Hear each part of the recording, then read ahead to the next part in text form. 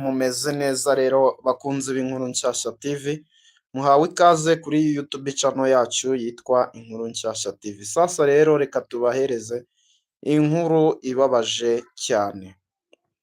Ni inkuru ibabaje cyane, ariko mbere yuko tuguhereza iyi nkuru ibabaje cyane, ubuke gukanda subscribe kuri YouTube channel yacu yitwa Inkuru Nshyashya TV ndetse na like no kuzajya uyidusharingira ku bandi bantu kugira ngo twaguke kuri uyu muyoboro wa YouTube channel yacu.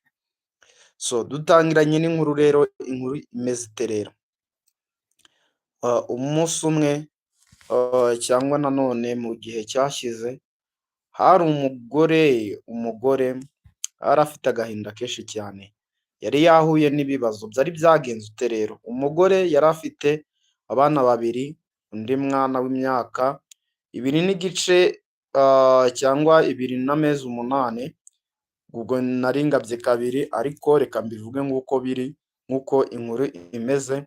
Uwo mugore yari afite abana babiri, noneho afite umwana w'imyaka 2 n'amezi 8, afite n'undi mwana mukuru wiga mu wa 5 segonderi.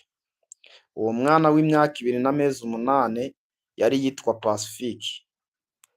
Ubwo rero inkuru ngiye kuyibatangira. Uwo mugore nanone mwibuke yuko yari afite umugabo, ariko umugabo we aba hehe? Hanze. Iyi nkuru ugifungura iyi video urabona ngo umugore wapfushije umwana akamuheka ku mugongo kandi yapfuye. Iyi ni inkuru yaje kubaho, ibera mu bitaro by'i Kigali. Ubwo rero umugabo n'umugore bari batuye za Cyangugu. Inkuru rero tugiye kuyitangira, tugiye kuyibahereza ni Fabien.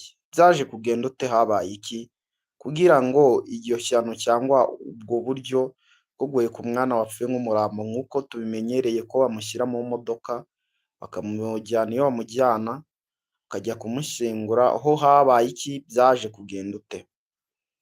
Iyi nkuru tuyitangiriye mu rugo rukenye rw'umugabo n'umugore ndetse n'abana babiri. Umwe yitwa Pacifique, umwana w'imyaka 2 n'amezi 8. Undi mwana nawe yari yiga muri segonderi. Umugabo yabaga hanze.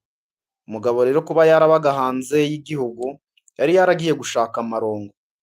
Ko yari yaragiye gushaka amarongo rero, ntago byari byoroshye, byari ibibazo biteye ubwoba, byari ibibazo pe. Nuko yashakaga udufaranga, ashaka udufaranga duke dukahigahiga. Noneho umugore nawe yari afite umwana nta bushobozi uwo mugore yari afite cyangwa urwo rugo rwari rufite. Umwana yigaga mu wa 5 segonderi, undi mwana yiga mu wa undi mwana ntago yari yigaga, ahubwo yari afite ikibazo cy'uburwayi. Yaragiye Pacifique ahura n'ikibazo cy'uburwayi, iwabo bakora uko bashoboye kose, bamujyana mu baturanyi, mu bavuzi gakondo, bagerageza kuba bamuhereza imiti. Umwana uko iminsi yashiraga niko byakomezagaho kunanirana, ibintu ibibazo mu bindi. Nuko rero ntibyaje kurangirira aho bafashe umwana Pacifique bamujyana mu gihugu cy'u Burundi kujya kumuvuza, ariko nabwo muri gakondo, mu kiganga cya gakondo. Ubwo rero bafashe uwo mwana witwa Pacifique, babonye ko byanze, bamujyana no mu gihugu cy'abaturanyi muri Congo. Bagerageza kumuvura, bamuhereza imiti, bakora uko bashoboye, bakora iyo bwabaga, ariko ibintu bigira ute? Biranga. Nuko umunsi umwe papa wiwe wa Pacifique yari yasize umugore afite umwana umwe, ariko ajya gushaka amafaranga. Pacifique afite iki? Pacifique atarakavuka. Umugore yari afite inda y'umwana ari wo witwa nde? Pacifique. Byaje kugenda ute rero ibya Pacifique?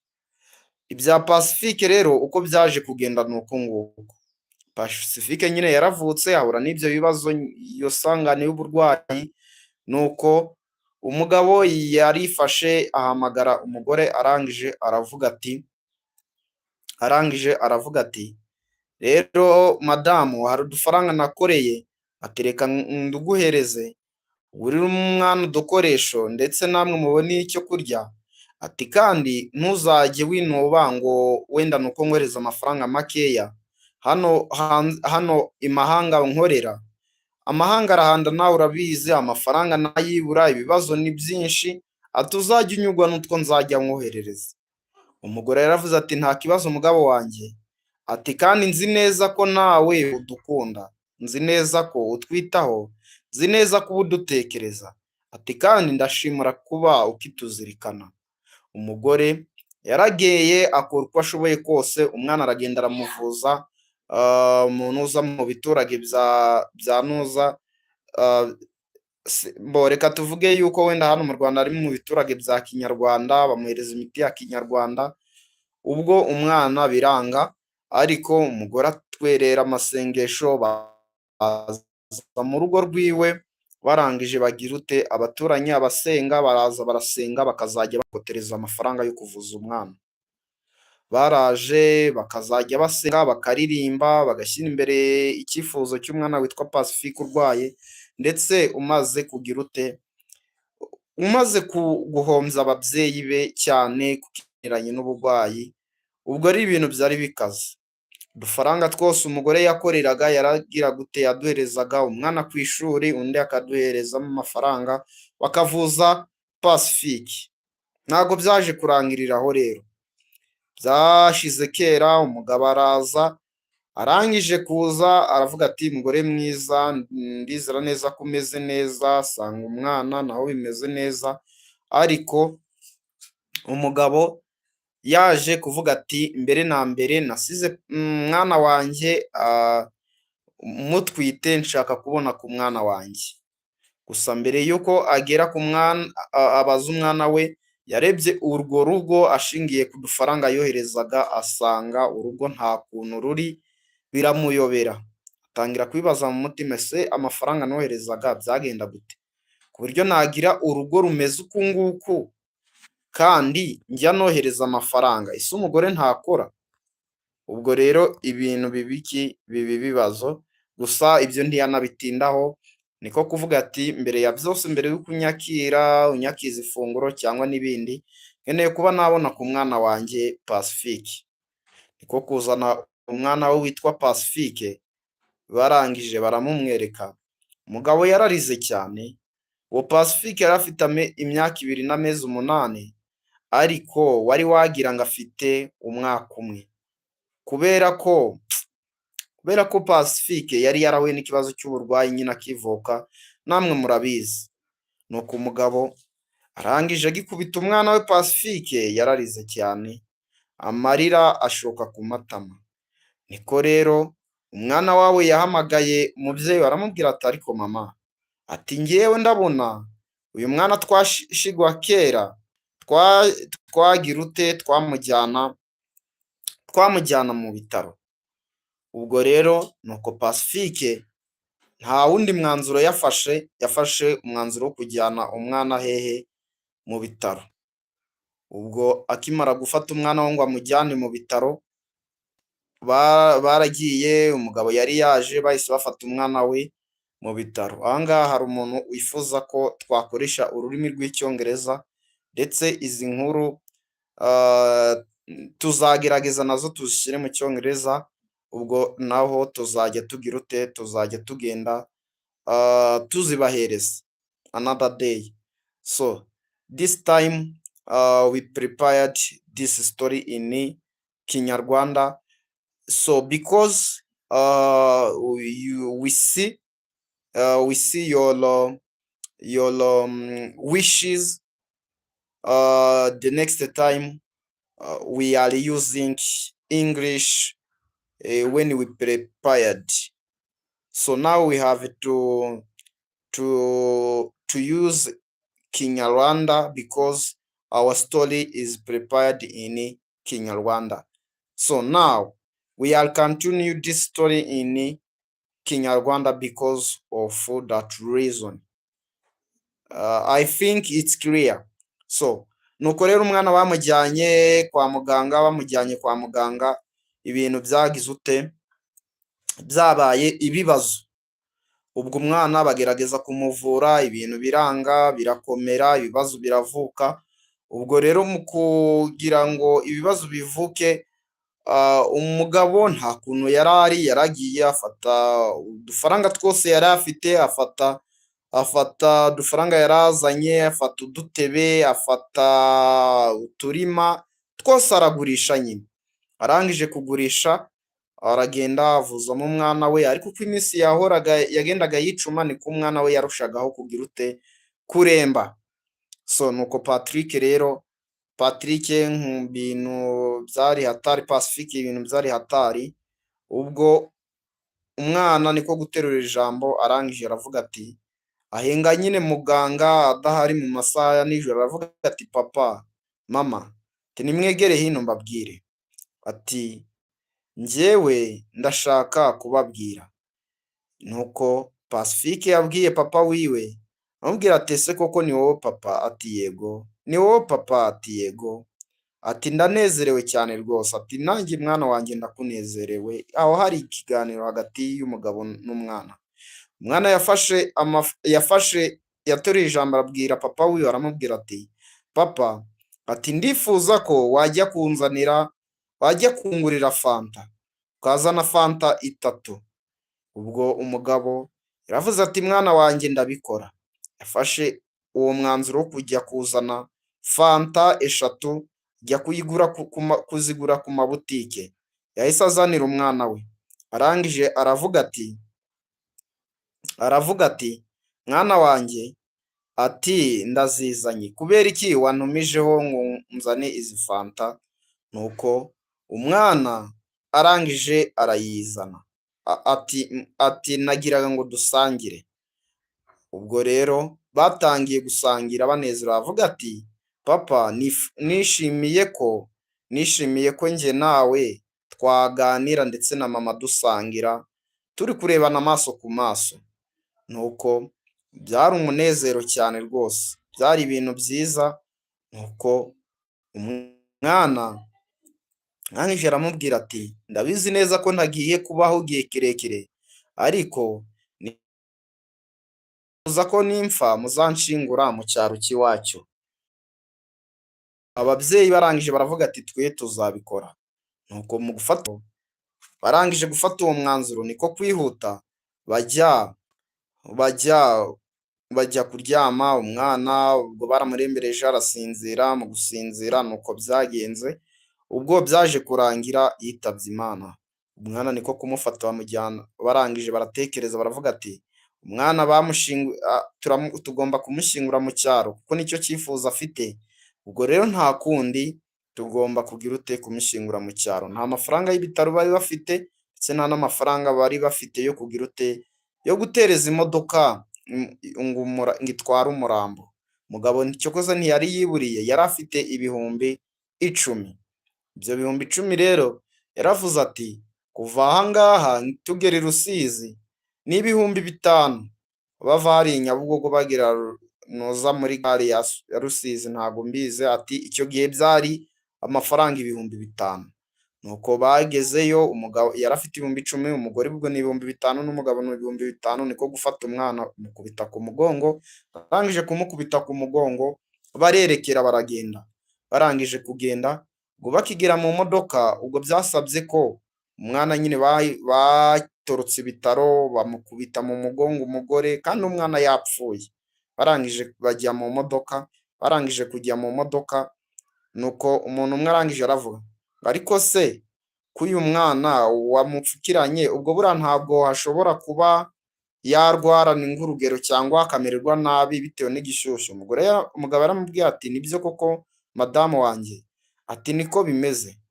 Aho ngaho inyuma hari intebe ibereye aho ko gufata umwana, barangije bajya inyuma. Barangije kujya inyuma bahita bicara mu modoka. Barangije kwicara mu modoka baragenda.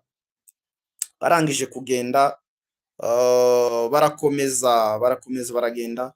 Bageze muri gare, ibintu byari hatari, nta mafaranga bari bafite. Bafashe umwana bajya kumushingura mu cyaro kuko bagiye n'amaguru. Nuko byagenze. Iyi nkuru ndayihutishije cyane ko cyane ko abantu badusabye ko tubahereza inkuru dukoresha ururimi rw'icyongereza.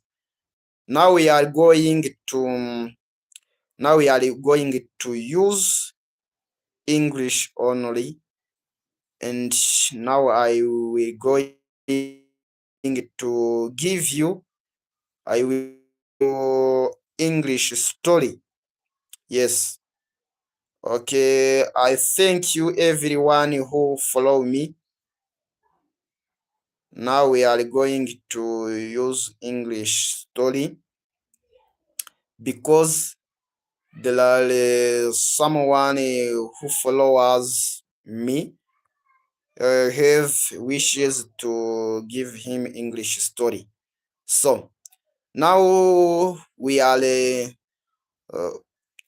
you have allowed me to give you English story, and with reading. My English is cheap, but we have to to accept. So let me search.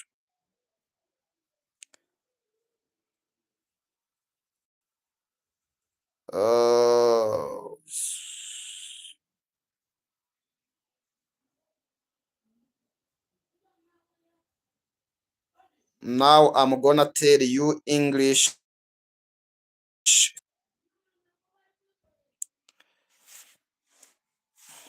Yes, a sad story. Now I'm going to give you a sad story. The name of sad story, or my sad story, is The Last Song. The Last Song. The last song is this. This is my story that I will give you. Lena grew up in a small town where evenings were always quiet and peaceful.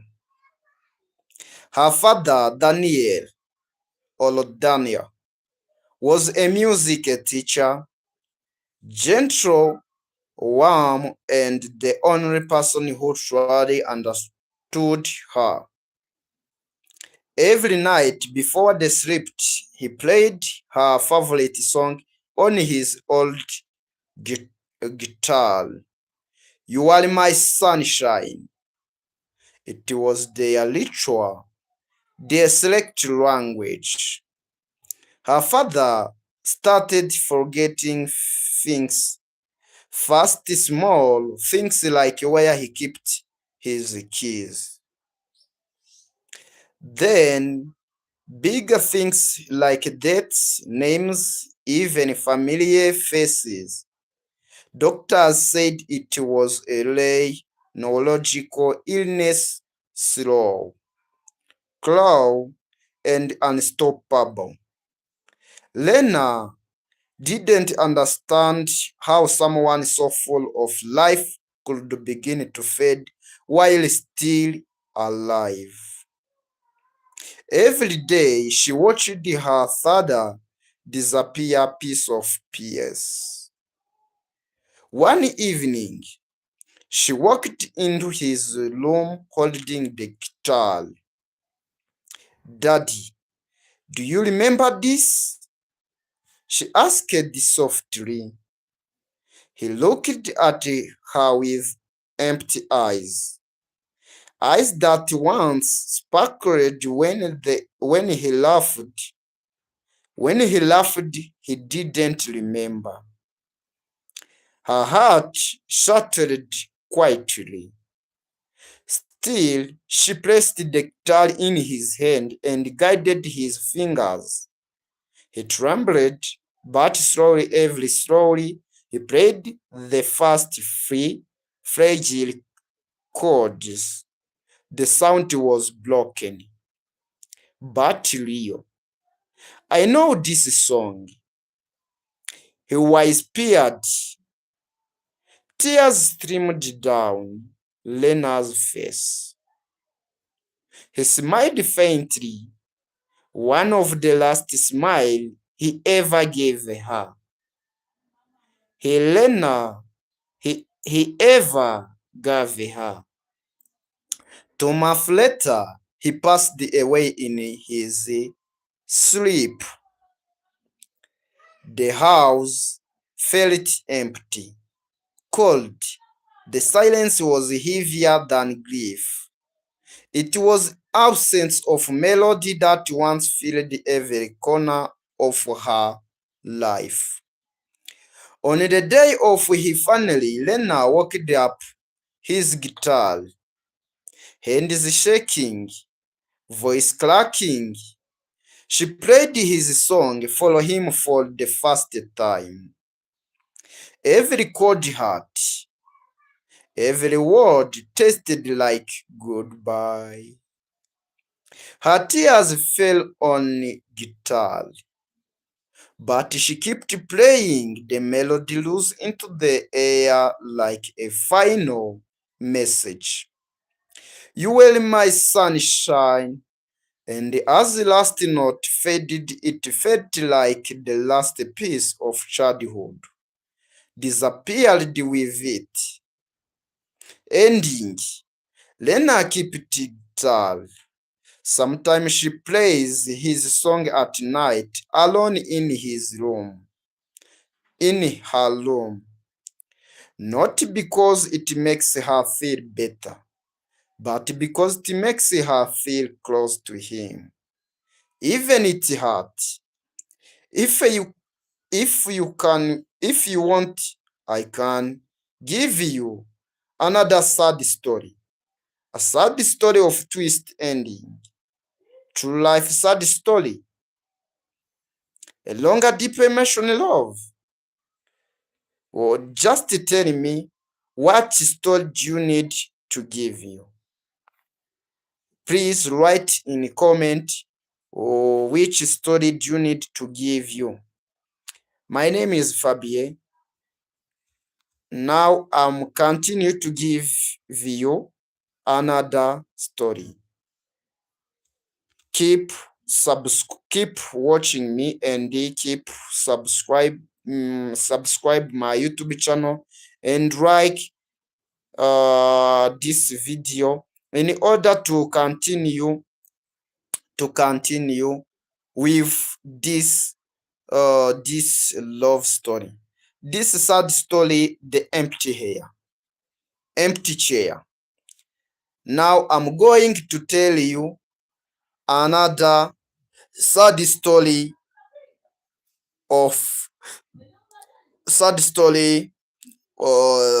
that called the empty chair. Here is another deep, painful, sad story, different from the first one, more emotional, more heartbreaking. Sad story, the empty chair. Maya was the kind of girl who loved quietly. She never demanded attention, never asked for much, but she loved her little brother Liam more than anything in the world. Liam was the only nine, full of laughter, energy, and endless question that annoyed every except Maya. To her, he was not just a brother, he was her best friend. Every day after school, they ate together at a small wooden table in the kitchen.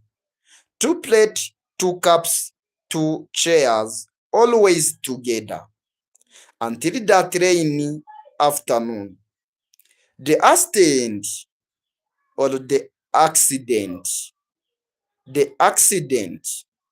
Maya was walking Liam home under single umbrella when he suddenly broke free from her hand and ran across the road to rescue a small puppy that had wandered off.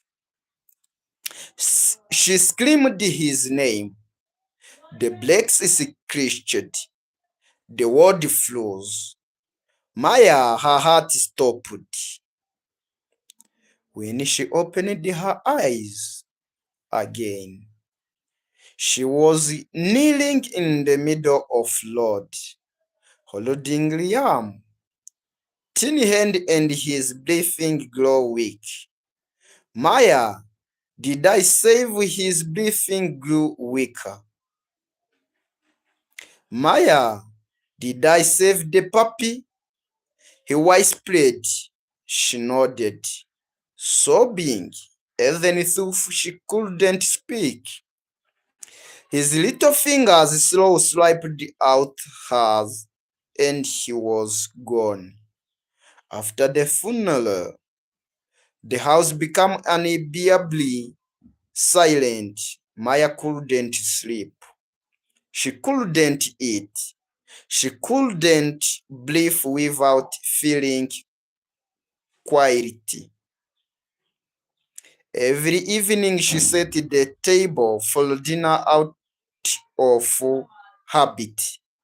2 plates, 2 cups, until her eyes fell on the empty chair where Liam used to sit, squinting on his legs, smiling, filling the room with life. She would stare at the chair for a minute, then break into tears every single time. One night,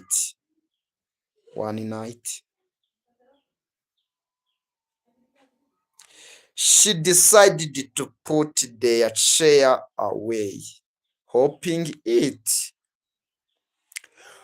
would do heartless.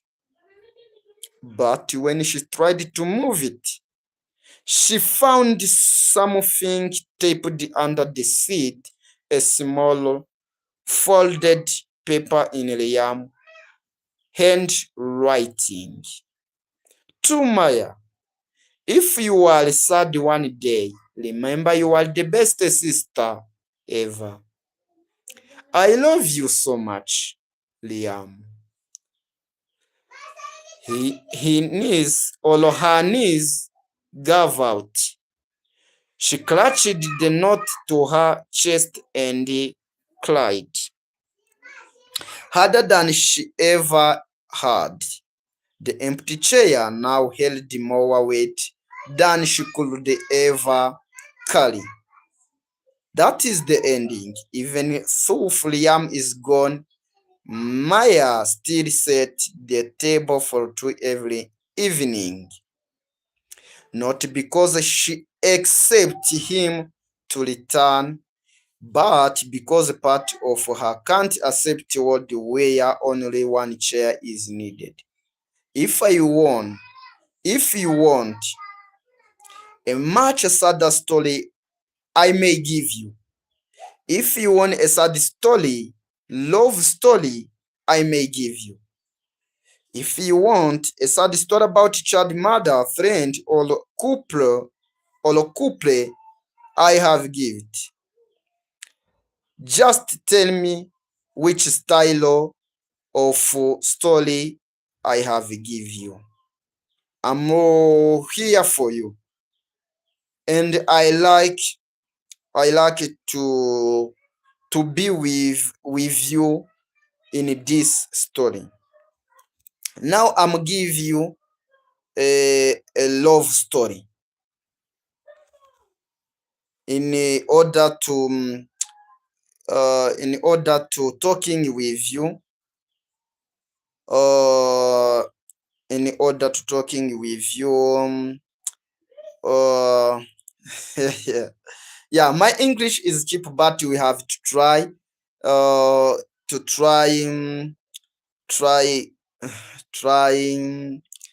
try to talking with you. So here's beautiful emotional love story. Smooth English, touching romantic love story and with powerful ending.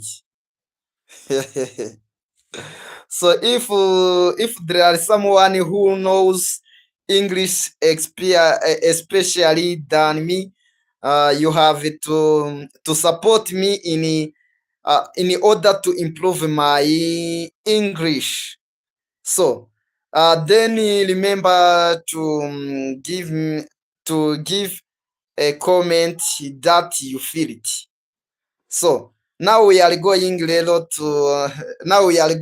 to use English. Give you love story until the light fade.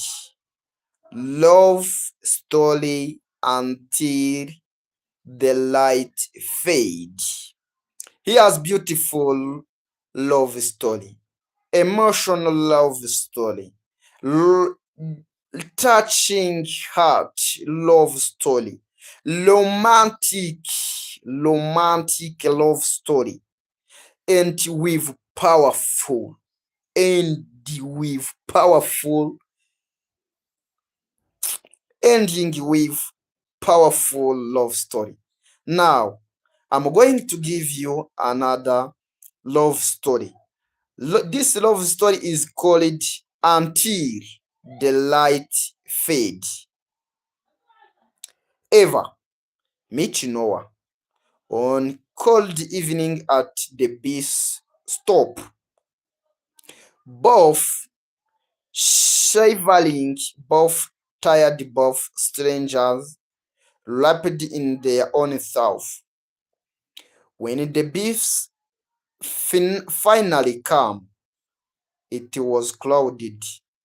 So Noah offered her his seat. She smiled. He didn't know it then, but that smile would become the reason his heart beating differently from that day on. The beast moved, but something in both of them stayed behind. A moment, a spark, quite beginning. The slow bloom, days turned into weeks, and they kept meeting at the same bus stop, not planned, not arranged, just destined, being kind. They talked about music, dreams, fears, and the kind of secret you don't even mean to share with strangers. But Noah wasn't a stranger anymore. He was becoming her safe place. Eva would laugh. Eva would laugh. And Noah would watch her like she was the most beautiful part of his world, and she was. One evening, as the sun faded into purple clouds, Noah whispered, "I think my heart knows your name now." Eva blushed, looked away, then whispered back, "I think mine learned yours first." That was the beginning. The strongest love. They grow into each other like roots of the same tree. They held hand in storms, danced in kitchens, whispered dreams at 2 a.m., and kissed like time didn't exist. People said they looked inspirable, and they were. In soul, in bluff, in everything. Eva used to say, if I love her face, it would look just like you. And Noah believed her. Noah believed her. The night everything changed. One late evening while walking home together, a speeding car swerved toward them. Noah saw it fast. He grabbed Eva and pushed her out of the way. The world went silent. Eva screamed his name, held his face between her shaking hands, beginning him to stay awake. Tears blurred their last moment. He smiled softly, his voice breaking. I told you, my heart knows to your name. And just like that, the light faded from his eyes. That is the ending. Eva never stopped loving him. Eva never stopping loving him. Every evening she goes back to the summer beach. Stop the place where their story began and whispers into the night. I still love you. I'm still love you. Until the lights fade for me too. And even in her loneliness, she believes when one thing, their love didn't end. It simply changed the place. If you want, I can give you a happy love story, a heartbreaking love story, a passionate romantic love story, a long movie like love story with mystery, a sad story, love story with twist. Love you. I like you. When you taking a time for watching me, God bless you and thank you for subscribing to my YouTube channel, and thank you for liking my video. Please make sure remember subscribe and sharing this video. Thank you so much. Thank you.